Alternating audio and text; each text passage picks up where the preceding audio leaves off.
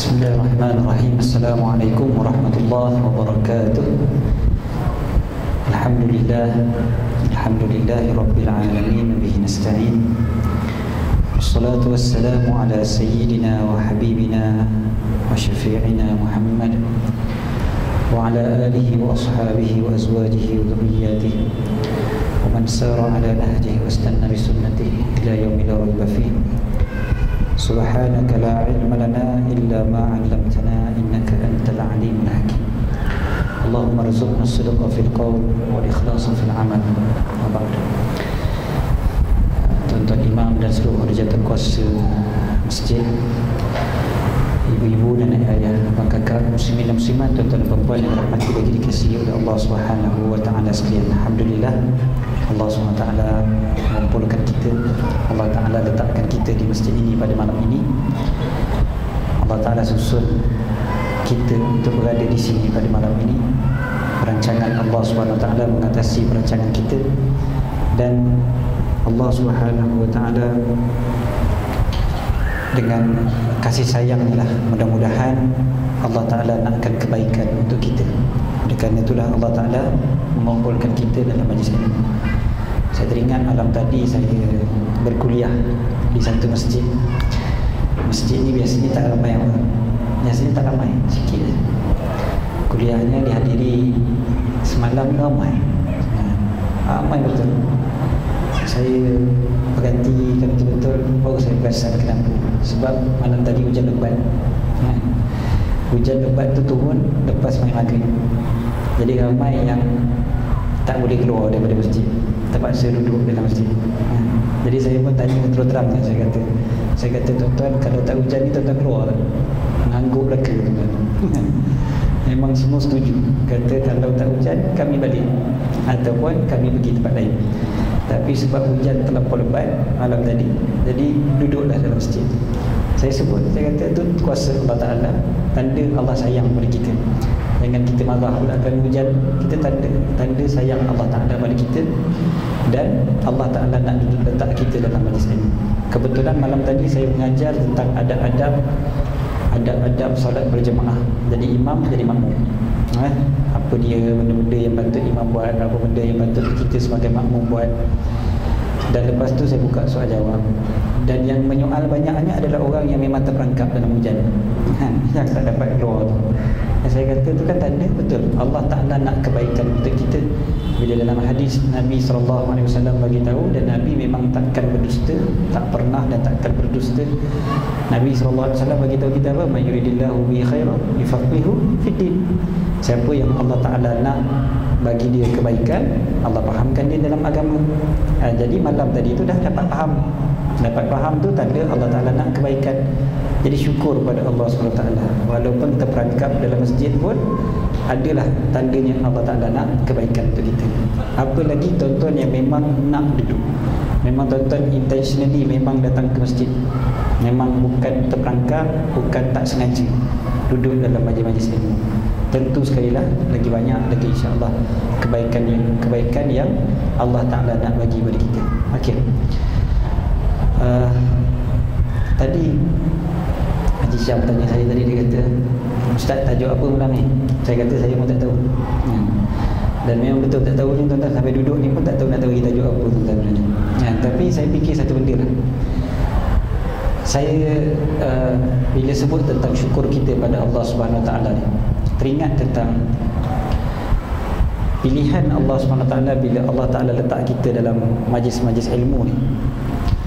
Dan pilihan Allah SWT bila Allah Ta'ala memilih kita untuk berada dalam bulan Ramadan sepanjang bulan, kemudiannya Allah Ta'ala pilih kita lagi untuk berada dalam bulan Syawal, untuk kita istiqamah dalam beramal dengan amalan kita pada bulan Ramadan.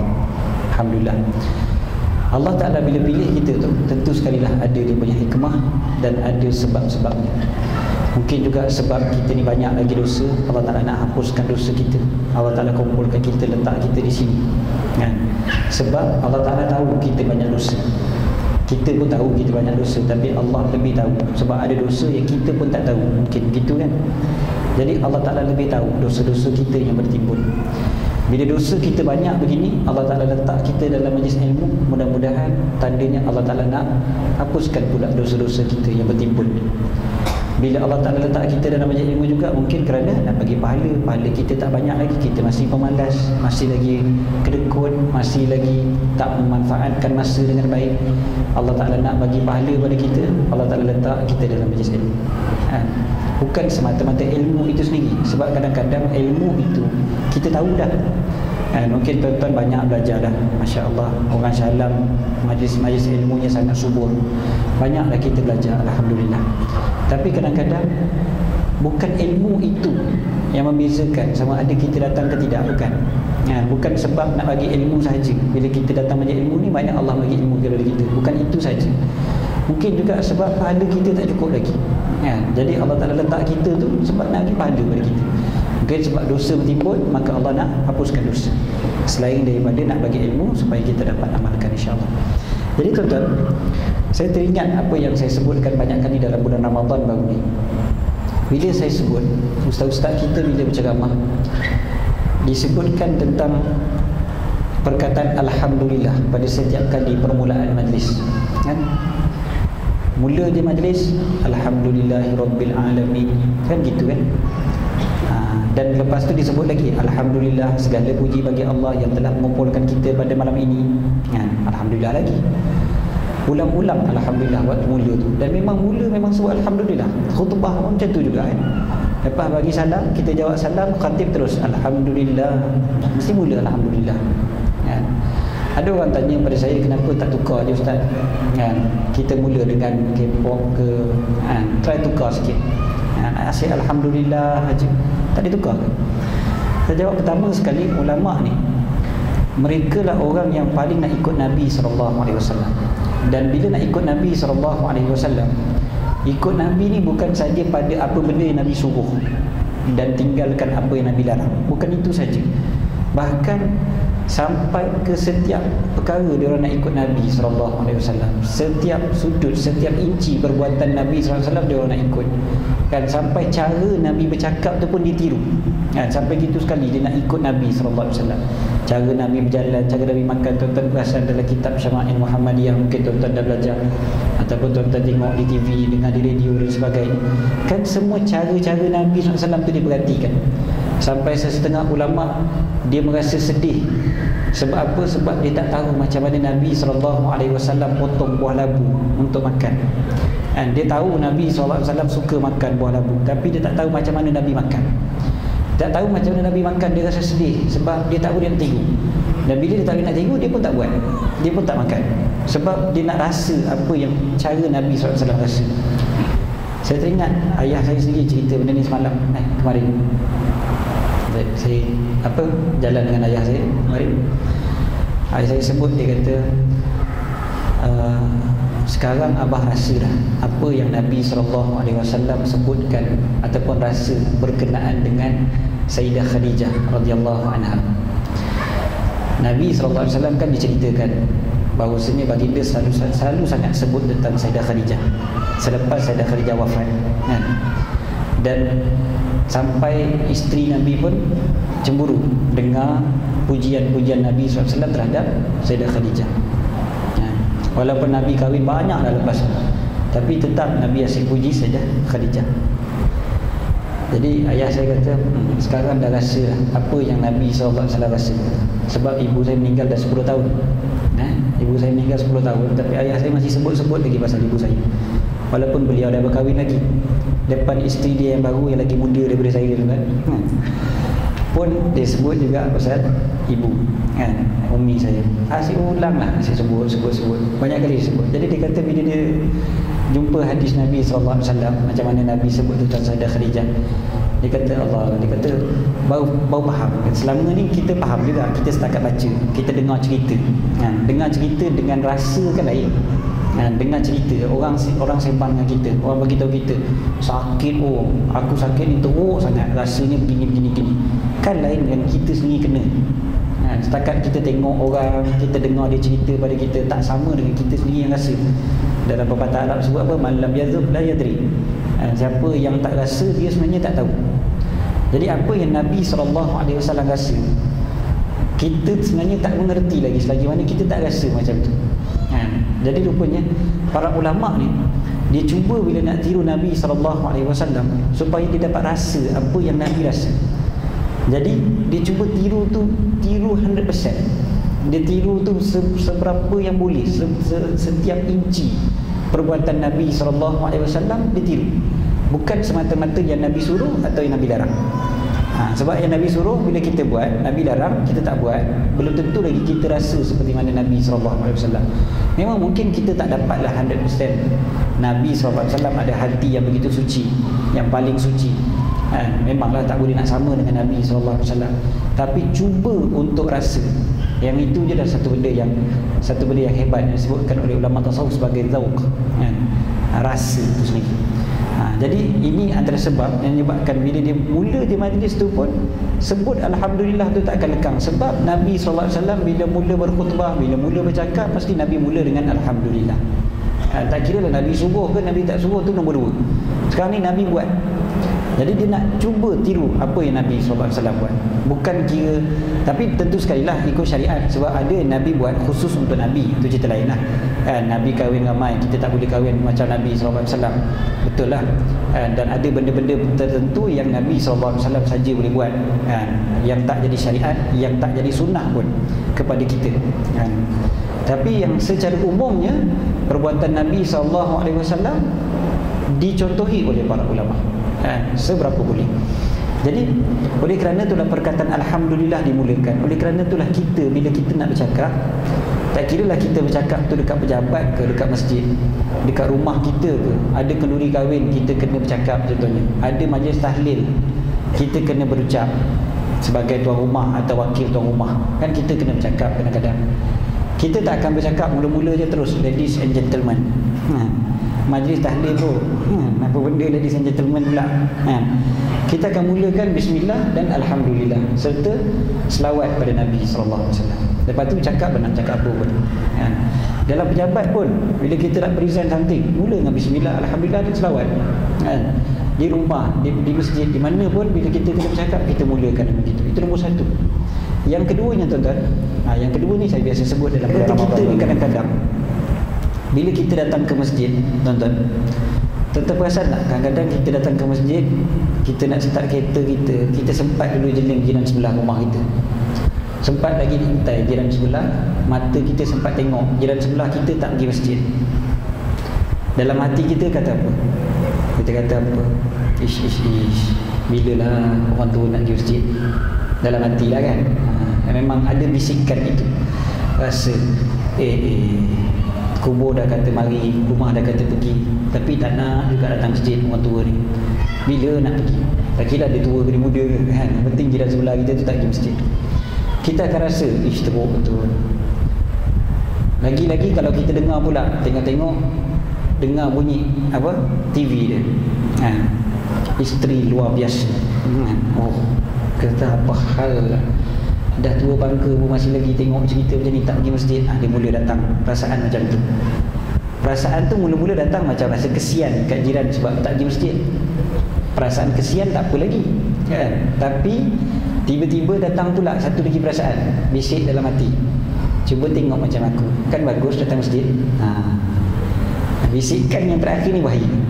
Yang mula tu cantik lah sebenarnya, tapi bila bisikan kita tu, walaupun mula tu tak adalah berapa cantik, rasa orang teruk tu tak bagus sebenarnya, tapi paling tidak ada rasa kesian. Tapi bila perasaan yang kedua datang, iaitu tengok macam aku, kan bagus rajin datang masjid. Kita datang ke masjid dengan satu penyakit. Penyakit tu apa nama dia? Saya tanya ni banyak tempat dah tuan-tuan. Kebanyakan tempat jawab semua salah. Apa nama penyakit ni? Bang, apa nama penyakit ni? Riak. Itulah jawapan yang saya dapat di mana-mana. Saya pergi ke Kedah, orang jawab riak. Saya pergi ke Perak, orang jawab riak. Saya pergi ke Johor, orang jawab riak juga. Itu bukan riak bang. Riak ni dia nak keluar daripada masjid, dia nak keluar daripada rumah, nak pergi masjid.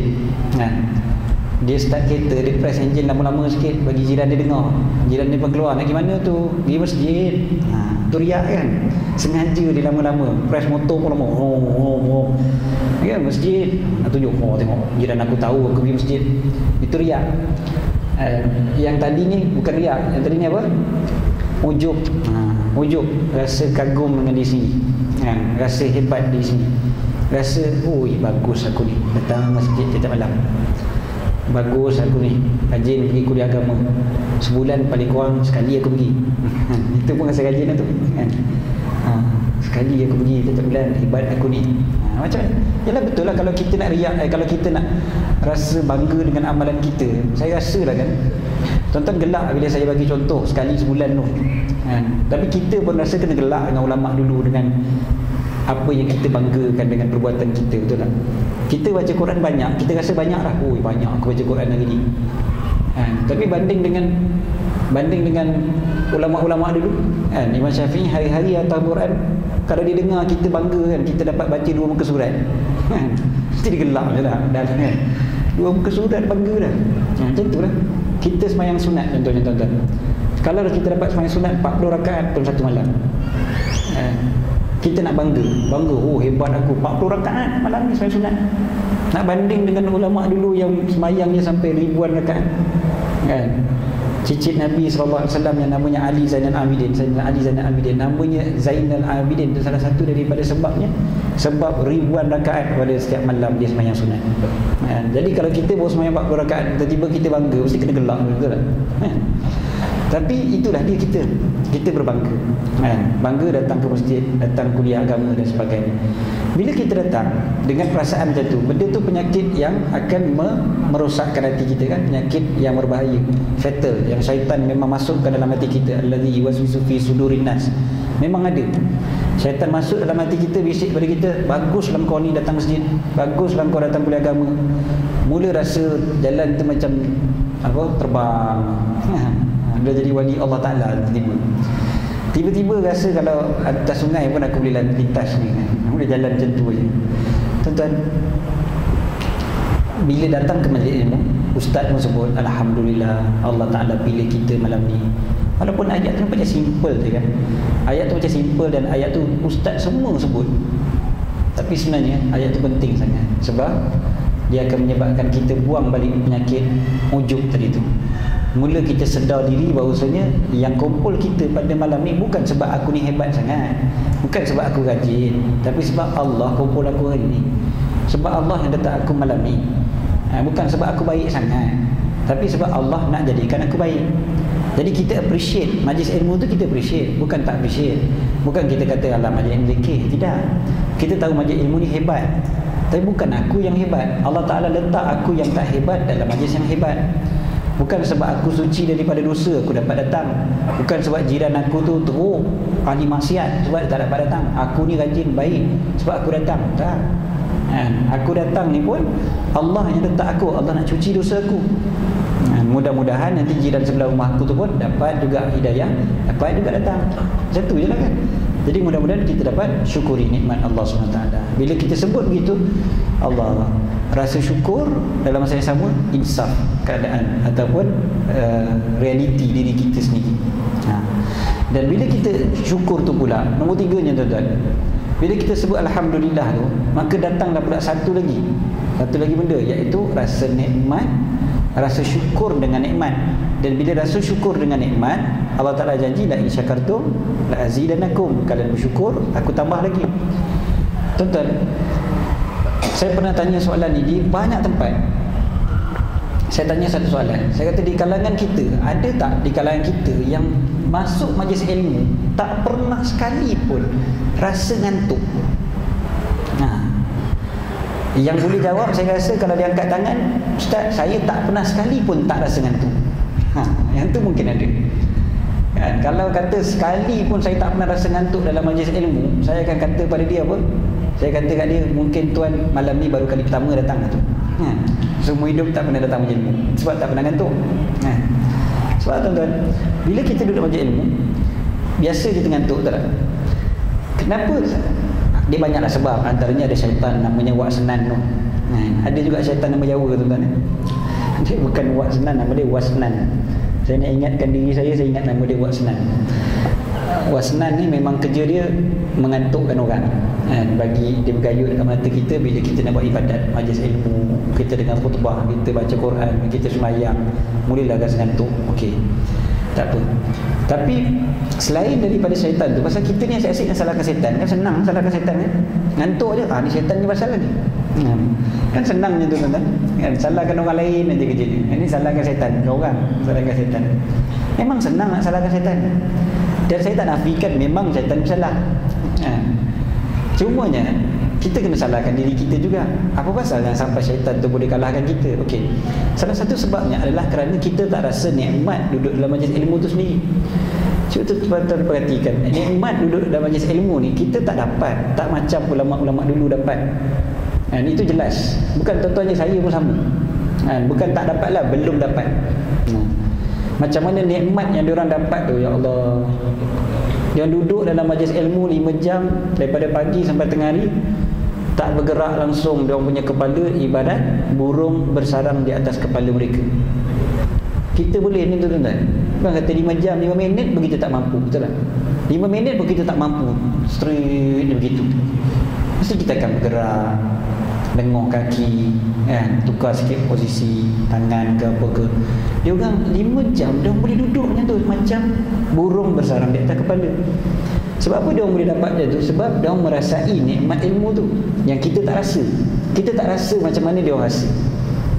Jadi dia orang boleh lah buat macam tu, kita tak dapat. Kita cuba kejap lagi bangun tak boleh jalan kan, cramp. Kita tak dapat macam mana dia orang dapat. Sebab rasa tu kita tak dapat. Dan sekarang ni nak dapat rasa nikmat tu, maka Allah Ta'ala janji, la in syakartum la azidannakum. Kalian bersyukur, aku tambah. Nikmat yang asal kita dapat tu, Allah tambah lagi. Dan terus tambah, maka kita dapat rasa nikmatnya. Contohnya nikmat majlis ilmu, dapat amalkan ilmu tu. Kita dapat rasa nikmat majlis ilmu, kita dapat konsisten datang lagi majlis-majlis ilmu yang lain. Dan antara nikmatnya yang Allah Ta'ala tambah adalah Allah Ta'ala tambah nikmat untuk duduk dalam majlis ilmu itu sendiri. Terus Allah Ta'ala tambah, terus menerus rasa seronok, rasa nikmat duduk dalamnya. Tuan-tuan, kita bila masuk majlis ni, tuan-tuan, berapa ramai di kalangan kita, bila saya mulakan majlis tadi dengan Alhamdulillah, berapa ramai di kalangan kita yang masukkan juga Alhamdulillah tu dalam hati dia? Berapa ramai di kalangan kita yang masukkan juga Alhamdulillah, betul-betul syukur pada Allah, yang betul-betul rasa syukur sangat-sangat. Alhamdulillah Allah Ta'ala letak aku, Alhamdulillah aku dapat masuk majlis ni. Ibarat kita bersyukur dengan apa-apa nikmat yang lain. Tuan-tuan, ada nikmat yang kita dapat yang kita kata apa, yang kita tak sangka-sangka. Contohnya kan, bila benda tak sangka kita dapat, memang kita akan rasa seronok sangat-sangat dan kita bersyukur sangat-sangat pada Allah Ta'ala.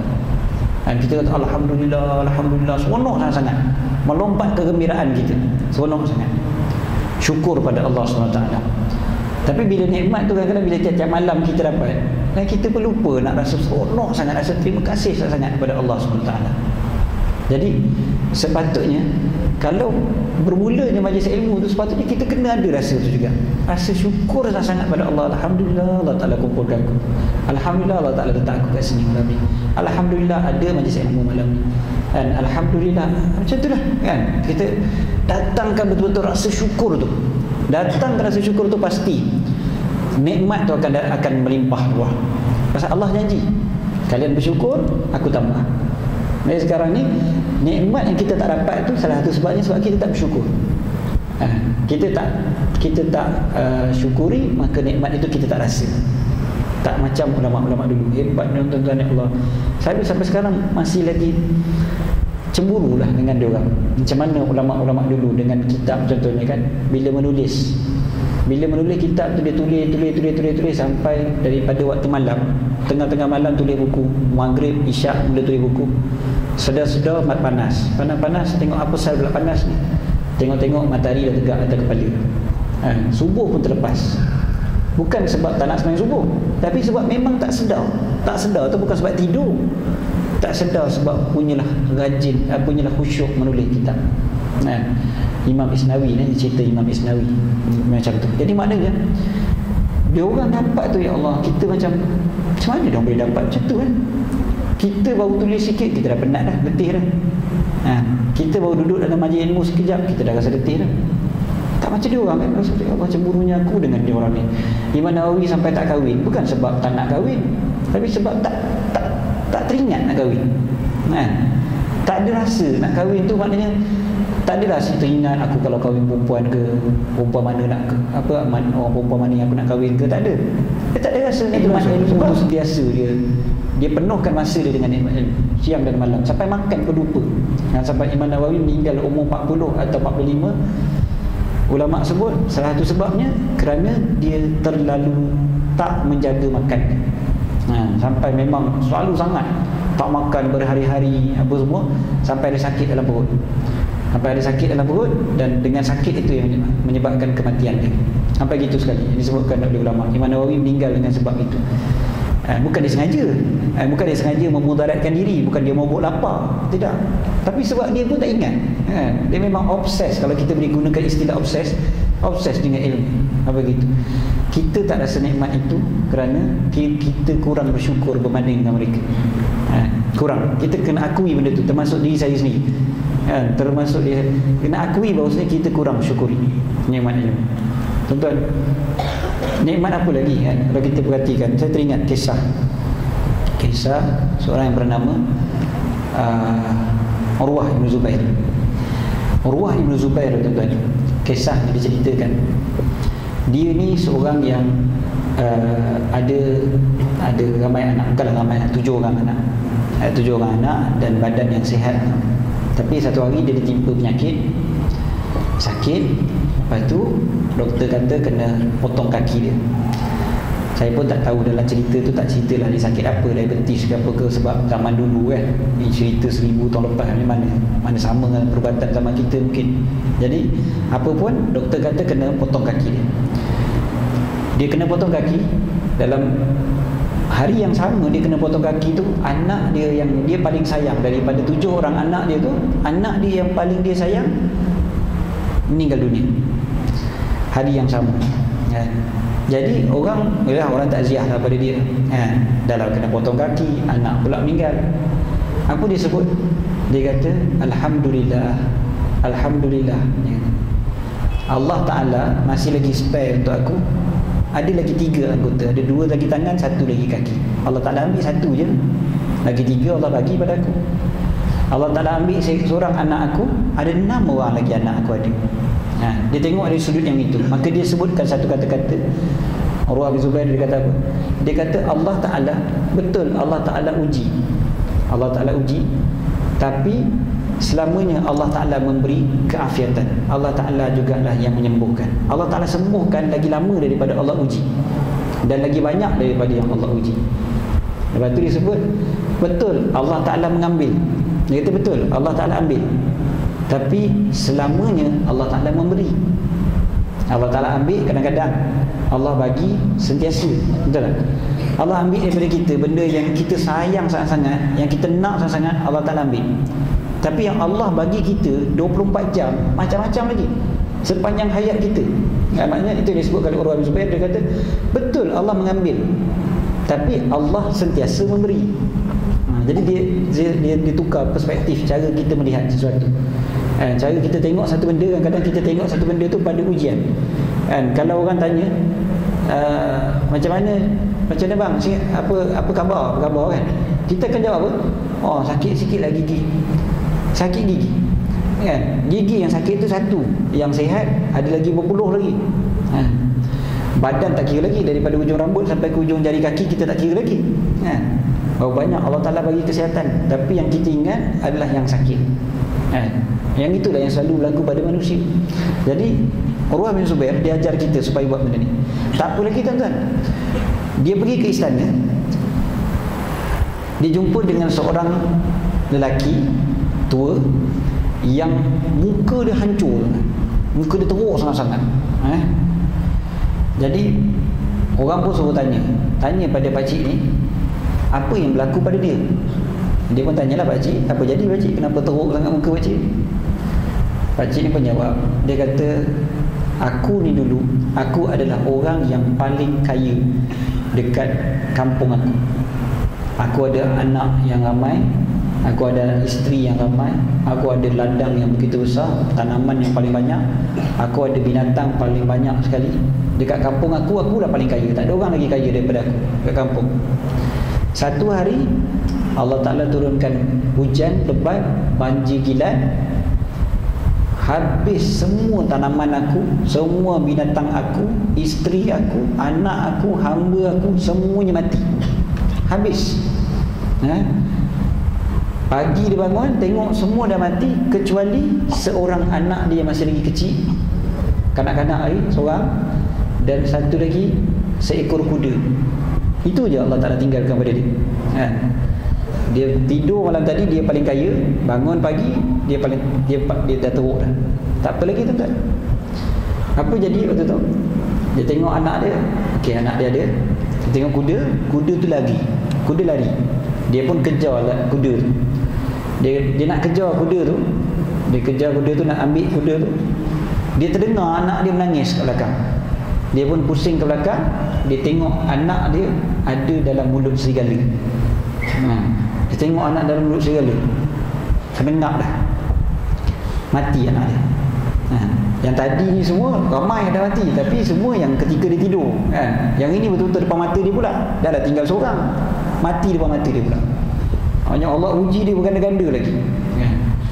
Lepas tu dia terdengar bunyi kuda dia. Dia pun pusing balik ke belakang. Dia tengok kuda dia dah datang dekat dia. Tapi kuda dia buat apa? Kuda dia sepak dia pula kat muka dia tu. Itu yang menyebabkan muka dia hancur. Dan kuda tu habis sepak, tendang dia pun semua. Apa teruk dia. Jadi Urwah bin Zubair tanya pada dia, pakcik cakap apa? Dah jadi macam ni teruk sekali ni. Pakcik dia, yelah kalau orang miskin dia terus menerus miskin, dia lain kan. Ini dia orang yang sangat kaya, anak ramai apa semua, kena ambil semua sekali dalam satu malam. Ambil satu malam, lepas tu nampak pula depan mata kena mati pula anak dia seorang lagi. Kuda tu pula hancurkan muka dia. Apa dia jawab? Dia kata, Alhamdulillah, Allah Ta'ala masih lagi memberikan kepada aku hati yang makmur dan lidah yang hidup dengan mengingati Allah. Disebut gitu. Qalbun amirah, hati yang makmur, dan lidah yang basah. Lidah yang basah dengan mengingati Allah. Kata, itu dah cukup dah. Walaupun Allah Ta'ala ambil segala-galanya. Tuan-tuan, saya pergi ke Syria, tuan-tuan. Ada satu orang Syria ni. Dia orang yang kira antara orang yang sangat kaya lah dekat dia punya kawasan perumahan dia tu. Dia paling kaya lah. Dia ada bisnes yang besar. Rumah dia saja 5-6 tingkat, besar sangat. Ada supermarket sendiri apa semua. Dan dia ada emas yang begitu banyak. Dia tak simpan duit dekat bank sangat, tapi dia simpan dengan emas. Dan emas tu sendiri dia ada bilik yang begitu besar, simpan emas dia saja. Memang orang yang sangat kaya. Tapi satu hari, tuan-tuan, malam dia terjaga daripada tidur, dia dengar bunyi jet. Dia pun keluar daripada rumah, pergi ke padang depan rumah dia. Depan mata dia nampak roket bom jatuh betul-betul dekat rumah dia dan hancur rumah dia dan habis semua sekali kekayaan dia. Dia kata, malam tadi aku tidur, aku paling kaya sekali. Tapi pagi ni, tengah-tengah malam ni, dia kata jaket yang dia pakai pun orang bagi, orang sedekah. Sebab dia keluar tu dalam keadaan dia pakai long john je. Masih sejuk. Dia pakai long john tu, baju putih kat dalam tu kan, yang tebal sikit tu. Itu je lah pakaian ataupun harta yang dia ada tinggal. Jaket tu pun orang yang sedekah pada dia. Dalam keadaan malam tadi dia paling kaya sekali. Allah telah cabut. Tapi apa disebut? Disebut Alhamdulillah. Tuan-tuan, saya bila baca cerita Urwah bin Zubair, cerita sahabat Nabi SAW, bila cerita tentang syukur untuk Allah, kita akan kata hebatnya dia orang ni memang ahli syurga belaka. Tapi tuan-tuan, kita tak sedar bahawa zaman kita sekarang ni pun boleh juga begitu. Dan ada orang yang begitu. Ada orang yang hebat-hebat begitu. Saya pergi ke Syria. Haji Syam boleh jadi saksi sendiri. Tapi dia tak faham bahasa Arab, jadi saya juga terjemahkan.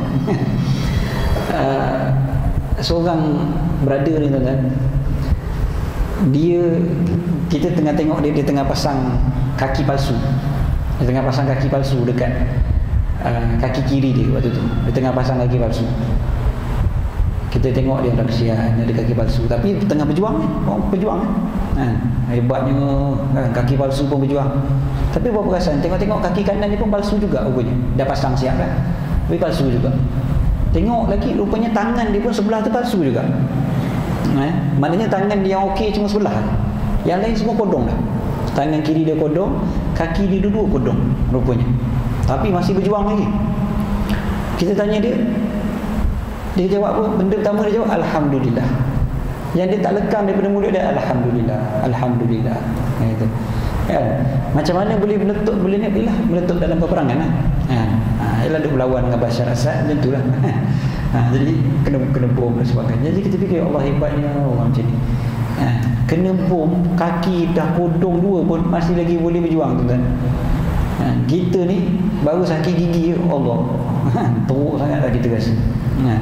Baru demam sikit pun kita rasa teruk dah. Dia orang sampai gitu sekali. Jadi apa yang disebutkan mulut Alhamdulillah. Bila disebut Alhamdulillah, rupanya itulah kekuatan mereka yang sebenar. Patut Allah Ta'ala sebut waqalil min ibadiyah syakur. Terlalu sikit daripada hamba-hambaku yang bersyukur. Kita rasa macam ramai sebab lepas sembahyang semua sebut Alhamdulillah belaka. Lepas sembahyang kita sebut Alhamdulillah 33 kali. Rasa macam ramai je yang bersyukur. Kenapa Allah Ta'ala sebut sikit hambaku yang bersyukur? Sampai para sahabat doa apa? Ya Allah, jadikan aku di kalangan orang yang sedikit. Sayyidina Umar doa, sebab nampak orang yang doa macam tu kan, ya Allah, jadikanlah aku di kalangan orang yang sedikit. Kita kenapa yang sedikit? Sebab sedikit yang bersyukur. Kita rasa ramai, tapi rupanya memang sedikit. Sebab kita pun belum tentu lagi rasa diri kita ni di kalangan orang yang bersyukur. Rasa masih tak cukup lagi. Dan tuan-tuan, bulan Ramadan yang kita baru lalui baru ni kan, bulan Ramadan dah masuk bulan Syawal. Kalau kita rasa kita susah nak continue benda-benda yang berlaku pada bulan Ramadan baru ni, yang kita dapat amalkan pada bulan Ramadan baru ni, baca Qurannya, sembahyang berjemaahnya, datang ke masjidnya, iktikafnya, bersedekahnya, apa-apalah kan. Mungkin antara sebabnya kurangnya syukur kita. Masih lagi kurang syukur kita. Sebab bulan Ramadan datang dan pergi. Betul, kita dapat beramal pada bulan Ramadan, tapi keberkatan Ramadan tu tak sampai ke bulan Syawal. Bulan Syawal kita lupa dah Ramadan. Mungkin sebab kita kurang syukuri nikmat Allah SWT tadi. Sebab Allah Ta'ala bagi tahu, la in syakartum la azidanakum. Kalian bersyukur, aku tambah lagi. Dan tu sebablah bila Nabi SAW solat sampai bengkak-bengkak kaki, kan Sayyidah Aisyah tanya, kau kan dah diampunkan dosa yang terdahulu dan terkemudian, kenapa semayang sampai bengkak kaki? Nabi sebut apa? Afala aku nak abdan syakura. Tak bolehkah aku nak jadi hamba yang bersyukur? Dan Nabi sembahyang itu segi tanda syukur. Dan bila syukur, Allah Ta'ala tambah lagi. Tambah lagi nikmat, maka sembahyang lagi. Maka berterusanlah amalan-amalannya. Maksudnya istiqamah tu, salah satu daripada cara untuk istiqamah adalah syukur. Jadi sekarang ni kalau kita rasa payah, puasa 6 pun payah tuan-tuan. Mana tak payah ni puasa 6 tuan-tuan? Orang Melayu raya punya lama. Macam mana nak puasa 6? Hari-hari open house. Kalau tak pergi open house satu hari tu pelik pula. Ataupun memang sepanjang bulan tu, bukan sebulan lagi kan, orang Melayu raya berapa lama tuan-tuan? Saya biasa tanya soalan ni. Dia kata orang lain raya semua sehari, paling lama pun 3 hari je. Saya tanya kawan-kawan saya kat Turki, dia orang raya 3 hari. Lama tu bagi dia orang rasa lama dah. Orang Arab biasa raya sehari je, Idul Fitri kan. Mana ada istilah raya kedua, raya ketiga macam kita ini. Ini raya ke berapa? 8, 9. Kita kan macam tu kan, raya ke-9, raya ke-23 punya banyak raya kita kan. Padahal raya satu je kan, raya sehari je. Orang Melayu raya paling lama sekali dalam dunia tu kan. Orang Jepun kalah, Mak Saleh pun kalah, Arab kalah. Orang Mak Saleh dia orang raya festival raya dia orang tu cuma daripada Christmas sampai New Year, seminggu. Lepas tu adalah dalam setahun tu adalah hari-hari yang tertentu yang dia beraya. Tapi seminggu je dia beraya yang lamanya. Itu pun taklah seminggu tu straight sangat pun. Hindu beraya berapa lama tu kan? Orang utara kata raya Hindu. Hindu raya berapa lama? Raya Hindu Deepavali, Taipusam. Sehari itu je pun. Orang Melayu raya berapa lama? Orang Melayu bukan raya sebulan dah sekarang tuan-tuan. Bukan sebulan. Kalau tuan-tuan jawab sebulan salah, tu outdated dah tuan-tuan. Sekarang ni orang Melayu beraya ni 3 tahun lepas ni cerita, bukan tahun ni. 3 tahun lepas ni cerita, satu kementerian buat Haji Hari Raya. Siap dengan ketupatnya, gantung, semua datang pakai baju Melayu bersampin. Saya dijemput ceramah, tak apalah. Saya pun tanya, saya kata, bang, raya lagi bang? Tahu tuan-tuan berapa bulan? 24 Zulkaidah. Sambutan hari raya Aidilfitri. 24 Zulkaidah. Saya tanya, bang, raya lagi bang? Dia kata, ustaz, lagi tak raya haji Aidilfitri lah tu. Dia kata, oh, dah ada style baru dah kan. Maknanya Aidilfitri ni dia boleh combine terus sampai Aidil Adha. Maknanya raya tu bermula 1 Syawal sampai 13 Zulhijjah. Itu adalah festival hari raya bagi orang Melayu. Tuan-tuan tak percaya, tuan-tuan tengoklah. Bulan Zulkaidah ni confirm tuan-tuan akan dapat lagi jemputan majlis hari raya. Masih ada lagi. Nanti dia punya alasan tak sempat nak buat Syawal baru ni. Jadi buatlah Zulkaidah. Saya bukan kata haram tuan-tuan, tak haram. Tidak haram sama sekali. Jemput orang makan benda baik. Betul, benda baik. Apa masalah? Betul tak? Nak buat sepanjang tahun pun tak apa. Bulan Rabiul Awal dia buat majlis hari raya. Memang pelik lah orang kata. Sebab apa? Yelah, hari tu raya aku tak sempat kumpul duit, tak sangka kata minyak naik. Jadi aku tak buat majlis hari raya. Campur lagi dengan GST dengan apa semua, aku tak sempat nak kumpul duit. Jadi majlis hari raya bulan Syawal lagi tu aku tak buat. Aku buat bulan Rabiul Awal sekali dengan Maulid Nabi. Tak apalah. Tak ada salah kan? Tak ada salah. Tapi yang salahnya adalah bila kita beraya sampai kita lupa nak puas senam, kita lupa nak semayang witir pada waktu malam. Tarawih janganlah buat, tasul tu semayang tarawih. Semayang witir jangan buat. Dah tak buat. Baca Quran dah tak baca. Sedekah dah mula kurang. Macam-macam lah kan. Bulan Syawal dah mula kurang daripada bulan Ramadan. Salah satu sebabnya sebab kita kurang mensyukuri nikmat Ramadan. Kurang syukur nikmat Ramadan, maka nikmat Ramadan itu tidak melimpah ke bulan Syawal. Kita selalu doa, barikillahumma lana fi syahri Ramadan, barikillahumma lana fi syahri Ramadan. Ya Allah, berkatilah kami pada bulan Ramadan, berkatilah untuk kami dalam bulan Ramadan, berkatilah kami dalam bulan Ramadan ni. Kita minta berkat. Berkat bulan Ramadan adalah dengan tandanya apa? Bulan Syawal kita masih lagi boleh sambung. Saya tengah bagi tahu diri saya juga tuan-tuan. Tengah ingatkan diri kita. Terkejut saja. InsyaAllah lagi 5 minit.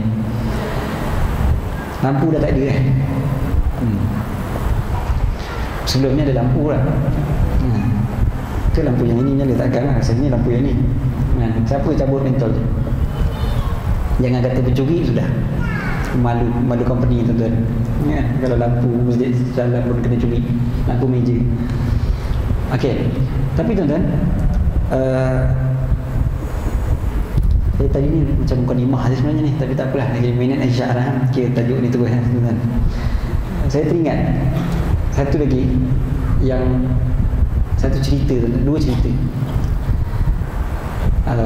Cerita ni saya teringat balik sebab semalam, 2 malam lepas saya sembang Ustaz Nazmi Karim. Bila kita orang ada sembang-sembang lah bab istiqamah.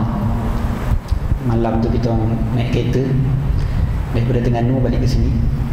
Dah puas cerita tu, cerita lain pula lah. Ustaz Nazmi duduk seorang kat belakang, saya dengan Cik Syam duduk kat depan. Jadi sengaja takut-takut kalau Ustaz Nazmi kat belakang. Cerita tu lah. Tak apalah. Ustaz-ustaz cerita tu juga. Yalah, tapi cerita tu jadi ketawa je. Bukan cerita jadi seram. Jadi cerita satu kisah yang mana ada seorang akak yang dia datang jumpa saya. Ada 2 cerita sebenarnya. Satu cerita memang akan menyebabkan kita takut, satu cerita lagi menyebabkan kita berharap. Apa dia? Kisah seorang akak ni yang mana dia cerita tentang ayah dia. Dia jumpa saya, dia kata, Ustaz tolong doakan ayah saya. Saya tanya kenapa dengan ayah kak? Kata ayah saya ni, umur ayah dia dah 70 lebih. Ayah dia ni seorang imam surau dan juga imam dan juga bekas guru agama kat sekolah, ustaz lah kiranya. Imam surau pula. Dan kalau namanya imam, confirm dah rajin semayang berjemaah kat surau. Mana ada imam malas datang surau. Sepanjang hayat dia tuan-tuan, berpuluh-puluh tahun dia jadi imam. Tuan-tuan, apa berlaku pada dia? Satu hari dia accident, motor dia jatuh motor dia sakit kaki. Jadi dia sakit kaki, dia tak dapat datang ke surau, tak larat datang ke surau. adalah sekejap satu tempoh. 5 minit dah. Okay dah, kita sambung insyaAllah selepas daripada azan isyak. Dia bagus juga ni kan, bagi tergantung cerita kan. Untuk dirahmati lagi dikasih oleh Allah SWT sekian. Alhamdulillah. Kita sambung cerita tadi ya. Pakcik tadi tu, dia accident. Bila dia accident, apa berlaku pada dia tak larat nak pergi ke surau sebab sakit kaki. Biasalah kan, sakit kaki tak boleh nak pergi surau. Satu ketika dia sihat lah, sihat, sembuh. Bila dah sembuh, dia tetap tak pergi ke surau juga. Rupa-rupanya bila diajak oleh anak-anak dia pergi ke surau, dia tetap tak nak pergi. Bukan tak nak pergi, bahkan marah, maki. Dan baru dia tahu rupanya dia tu sendiri memang tak semayang masuk. Bukan setakat tak pergi surau, dekat rumah pun tak nak semayang. Isteri ajak semayang, dimaki ni isteri dia. Isteri suruh pergi semayang jemaat, tak nak pergi semayang jemaat. Memang tak nak. Memang all out lah. Memang terus marah, geram, benci pada siapa saja suruh dia semayang.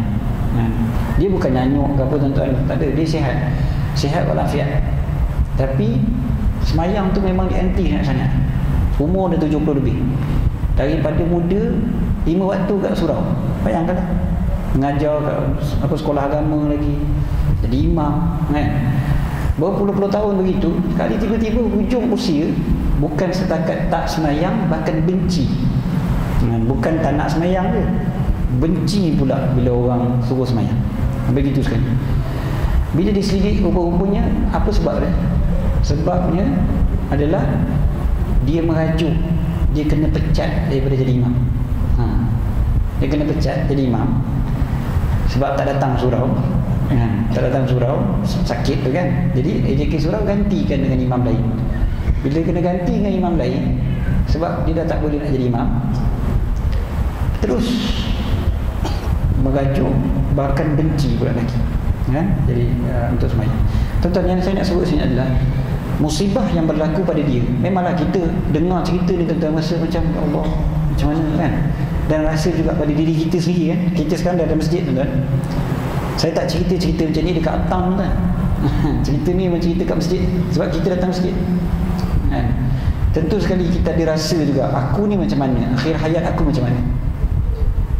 Tapi tuan-tuan, yang berlaku pada dia, musibah yang berlaku pada dia bukan musibah pada aksiden tu, kemalangan. Bila aksiden, musibah sakit kaki boleh dirawat, boleh sembuh. Musibah motor dia rosak tentunya boleh repair ataupun boleh beli motor baru. Tapi bila musibah tu melibatkan agama, ini paling risau sekali. Yang tadi musibah melibatkan dunia, boleh tahan lagi. Bila musibah melibatkan akhirat, ini paling bahaya. Patutlah dalam doa kita, antara yang kita selalu doakan apa dia? Wala taj'al musibati fi dini. Ya Allah, janganlah jadikan musibahku pada agamaku. Wala taj'al musibati fi dini. Jangan jadikan musibah aku pada agama aku. Risau. Musibah pada dunia boleh tahan lagi berbanding dengan musibah akhirat. Musibah akhirat habis. Kita doakanlah mudah-mudahan pakcik tu dapat taubat sebelum daripada dia meninggal dunia. Dia belum meninggal lagi, setakat yang akak tu cerita pada saya tahun lepas, belum meninggal lah. Mudah-mudahan sempatlah berubah balik. Sebab orang merajuk ni macam-macam style. Dia merajuk, dia marah, merajuk, dia marah. Tapi dia merajuk pada benda yang dia dah buat berpuluh-puluh tahun, dia dah semayang dan sebagainya. Zaman sekarang macam lah, orang mengajuk kalah buat parti baru kan. Okey, seterusnya tuan-tuan, bila kita perhatikan antara sebab ulama sebut, antara sebab kenapa, sebab saya pernah tanya guru saya dulu bila baca hadis tentang orang yang beramal dengan amal ahli syurga sampai lagi sejengkal je masuk syurga, tapi Allah Ta'ala dah tulis kata dia ni ahli neraka, dia beramal ahli neraka, dia mati, dia masuk neraka ya. Saya pernah tanya pada guru saya kata Allah Ta'ala maha adil ya. Kenapa orang yang begitu banyak beramal, hebat sangat-sangat, tapi tengok mati dia jadi ahli neraka ya. Kenapa? Apa sebab dia sebenarnya? Maka guru saya beritahu, dia kata antara sebab utamanya adalah kerana masalah hati, niat. Ada something wrong dengan niat bila kita beramal. Amal tu berpuluh-puluh tahun tapi niat salah, maka hujungnya dapat su'ul khatimah. Na'udzubillah. Ini paling kita risau sekali, paling kita takut sekali. Itu sebab yang saya sebut di awal tadi tentang ujub. Contohnya sebab dia penyakit hati. Penyakit hati ni penting sangat untuk kita rawat, sebab kita risau akhir kita nanti macam mana. Sekarang kita boleh beramal, orang nampak kita baik, mungkin kita pun nampak kita baik, tapi kita risau di akhir nanti macam mana. Allah nampak kita baik ke tidak? Yang tu lebih kita risaukan. Jadi kalau nak dapatkan husnul khatimah, antaranya adalah niat tu kena betul. Jadi ulama sebut antara sebab orang yang dapat su'ul khatimah, saya bukan kata imam tadi, saya kata dalam hadis. Dalam hadis bila cerita tentang orang yang beramal dengan amalan ahli syurga, sampai macam lagi sejengkal masuk syurga. Jadi bila niat tu salah, beramallah berapa banyak sekalipun amal ahli syurga, maka akhirnya rupanya Allah Ta'ala dah tetapkan dia sebagai ahli neraka. Dia buat amal ahli neraka, dia masuk ke neraka. Tak kira lah dia punya perjuangan dia begitu hebat, dia dah solat berapa banyak, dia dah semayang, dia dah baca Quran berapa banyak, dia dah sedekah berapa banyak, tapi kalau niat ada salah, maka hujungnya nanti dia tak dapat istiqamah juga. Rupanya salah satu daripada cara untuk istiqamah dan nak dapat husnul khatimah adalah niat tu kena betul. Ini kita ingatkan diri kita sendiri, bukan nak judge orang, bukan nak hukum orang. Ini diri kita sendiri. Mudah-mudahan kita selalu betulkan balik hati kita, betulkan balik niat kita. Kenapa aku letak, kenapa aku semayang, kenapa aku baca Quran dan sebagainya. Dan tuan-tuan, satu lagi cerita. Cerita ni terbalik pula. Cerita yang pernah diceritakan oleh Ustaz Zul Ramli dalam radio IKIM FM. Tuan-tuan biasa dengar Usrah Nurani setiap hari Jumaat petang. Ustaz Zul ada cerita satu kisah. Mungkin tuan-tuan dah pernah dengar ada cerita ni, mungkin tuan-tuan dengar ke radio, mungkin dengar daripada Ustaz sendiri. Ustaz Zul cerita satu kisah yang saya rasa perlu kita ingatkan balik, macam mana seorang yang benci sangat-sangat pada Islam, anti sangat-sangat pada Islam, maki hamun Islam setiap hari. Tuan-tuan, maki hamun orang Islam, orang nak pergi masjid dia baling batu, memang benci sangat-sangat pada Islam. Orang nak pergi masjid dia kutuk, dia maki. Dia ni bukan Islam, dia bukan Islam. Rupanya dia benci sangat pada Islam sebab anak perempuan dia masuk Islam. Anak perempuan dia masuk Islam, dia jadi benci sangat-sangat dengan Islam. Akhirnya tuan-tuan sampai ke tahap dia boleh letak babi dekat tempat imam, dekat mihrab masjid. Sampai gitu sekali dia punya benci pada Islam. Orang kampung semua tahu dah, memang pakcik ni benci Islam. Tapi tuan-tuan cuba tengok, pada satu hari pukul 11 pagi hari Jumaat, dia datang ke masjid, dia jumpa dengan imam, ada JK masjid sekali waktu tu. Dia kata pada imam, ajarkan saya macam mana nak masuk Islam. Imam pun ajar, pakcik kalau nak masuk Islam, pakcik kena mengucap 2 kalimah syahadah. Dia pun ajar 2 kalimah syahadah, pakcik tu pun baca asyhadu an la ilaha illallah wa asyhadu anna muhammadar rasulullah. Bila pakcik tu dah mengucap, pakcik tu pun tanya, okey imam, saya kalau ni kira dah Islam kan? Pakcik tu, imam kata, ya, pakcik dah Islam. Pakcik tu kata, okey, terima kasih, balik. Bila dia balik, imam pun semua dengan jaga masjid memang tercengang juga lah kan. Orang yang begitu benci pada Islam tiba-tiba tengah hari tu datang masuk Islam. Tuan-tuan, pukul 2 petang, anak perempuan dia balik rumah, ketuk pintu rumah depan tak buka, ikut pintu belakang, masuk pintu dapur, pergi ke depan, tengok bapak dia tengah baring dekat ruang tamu. Gerak-gerak bapak dia, rupanya dah mati dah. Bapak dia mati dah. Tapi dia tengok muka bapak dia, dia kata, aku tak pernah tengok muka bapak aku ni waktu hidup dia setenang waktu dia mati. Dia pun telefon imam, imam, bapak saya mati dah. Imam kata apa? Imam terkejut, sangat terkejut. Sebab apa? Imam kata, bapak kamu baru je tadi pukul 11 pagi datang ke masjid mengucap 2 kalimah syahadah, masuk Islam. Ramai ni saksi, memang dia masuk Islam. Tuan-tuan, cuba bayangkan, dia masuk Islam, dia balik meninggal. Dia baring meninggal dunia. Allah Ta'ala cabut nyawa dia. Sepanjang hayat dia benci pada Islam, tapi mati dia dalam Islam, mati dalam keadaan tak ada sikit pun dosa, suci daripada dosa, lagi baik daripada kita gitu kan. Jadi macam mana kan? Jadi cerita macam ni pula menyebabkan kita rasa Allah, maknanya harapan ni Allah Ta'ala sentiasa bagi. Allah Ta'ala bagi. Allah Ta'ala tidak zalim pada hamba-Nya. Ada saja, selagi mana orang tu tak mati, selagi itu masih lagi ada harapan untuk dia bertaubat, untuk dia kembali pada Allah SWT. Jadi dua cerita ni memang kontra betul tuan-tuan. Daripada seorang imam yang hebat, yang semayang 5 waktu di surau berpuluh-puluh tahun, akhir hayat benci pada solat, dengan seorang yang benci pada Islam, akhir hayat dia masuk Islam dan mati dalam keadaan Islam. Menyebabkan kita sentiasa ada dalam dua keadaan, rasa harap pada rahmat Allah dan rasa takut dengan azab ataupun balasan buruk daripada Allah SWT. Inilah orang yang beriman, dia hidup antara dua ni, antara khauf dan raja, takut dan harap. Kalau kerana takut semata-mata, kita pun risau tuan-tuan, sampai kita pun tak boleh hidup lah.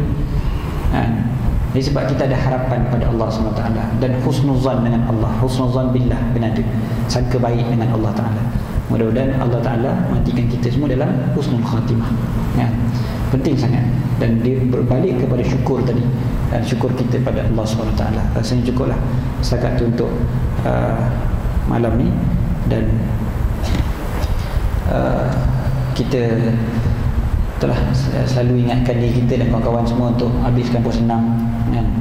Ujung-ujung macam ni ada ujung kuliah ni memang kena sentiasa ingatkanlah supaya mudah-mudahan kita dapat puasa 6. Dan saya sebutkan baru ni semalam kat TV. Semalam saya sebut kat TV, saya kata orang tanya saya, macam mana Ustaz konsep puasa 6 ni sebenarnya, bila boleh mula, bila boleh habis kan. Saya kata yang pentingnya mesti puasa 6 tahun ni lah kan? Tak boleh macam ada satu orang ni jumpa saya 3 tahun lepas ke 4 tahun lepas jumpa saya, Ustaz saya dah habis puasa 6. Saya terkejut kan. Sebab apa saya terkejut dia habis puasa 6? Sebab baru 4 Syawal. 4 Syawal dah habis puasa 6. Memanglah saya terkejut. Tak terkejut lagi tuan-tuan. Saya kata, ui, ya betul, cepat betul habis. Dia kata, ya lah Ustaz, saya semangat Ustaz, raya kedua saya dah puasa. Saya terus puasa. Saya kata, iyalah raya kedua puasa pun nak gagal 2, 3, 4 atau 3 hari. Macam mana kamu boleh habis puasa 6? Dia kata, Ustaz jangan tak tahu, tahun lepas saya dah puasa 3. Tahun ni 3 lagi, habis 6. Rupanya dia juga makhluk Allah macam ni tuan-tuan. Ini kisah benar tuan-tuan. Saya pun tak tahu nak jawab macam mana tuan-tuan. Blur sekejap. Dan terpana dengan dia punya jawapan. Jadi mudah-mudahan kita tak macam tu lah. Kita tanya-tanya, kena lagi 3 hari nak habis Syawal, baru teringat nak puasa 6.